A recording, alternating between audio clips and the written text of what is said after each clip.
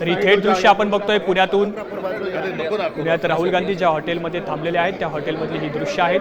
राहुल गांधींना भेटण्यासाठी पुणे शहरातील काँग्रेसचे पदाधिकारी कार्यकर्ते त्याचप्रमाणे नगरसेवक हे दाखल झाले आहेत। राहुल गांधी कार्यकर्त्यांकडून पदाधिकाऱ्यांकडून स्वागत स्वीकारत आहेत। राहुल गांधी आज संध्याकाळी विद्यार्थ्यांशी आणि जेएनजी पिढीशी संवाद साधणार आहेत। तर राहुल गांधी हे पुण्यात हॉटेलमध्ये दाखल झाले। पुण्यातील शेरेटन हॉटेलमध्ये राहुल गांधी हे काही वेळापूर्वी दाखल झालेत। त्यानंतर राहुल गांधी सायंकाळी हे कार्यक्रमस्थळी जातील। तर आपल्यासोबत आमचे प्रतिनिधी सागर आव्हाड जोडले गेलेले आहेत। सागर, आपण बघतोय काही वेळापूर्वी राहुल गांधी हे पुण्यातील हॉटेलमध्ये दाखल झालेत। राहुल गांधींचा हा दौरा कसा असेल आणि एकूणच या दौऱ्याबाबत काँग्रेसच्या पदाधिकारी आणि कार्यकर्त्यांमध्ये उत्साहाचं वातावरण देखील पाहायला मिळतंय, काय अधिकची माहिती?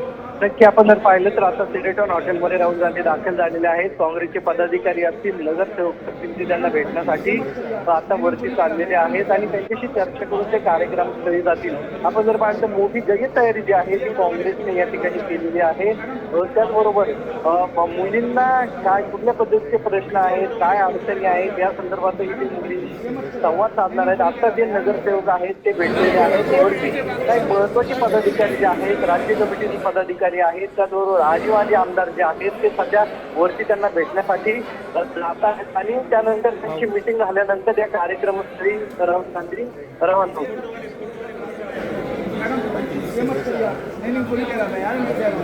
की सागर, तुम्ही दिलेल्या या सविस्तर माहितीबद्दल भाई आप साइड हो जाओ यार, फोटोग्राफर। हे थेट दृश्य आपण बघतोय।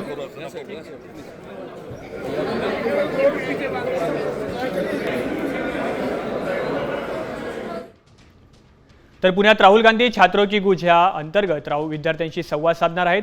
जवळपास 25,000 विद्यार्थ्यांशी राहुल गांधी संवाद साधतील। पुण्यातील या कार्यक्रमाची जय्यत तयारी करण्यात आली असून पुणे शहरात स्वागताचे बॅनर लावण्यात आले।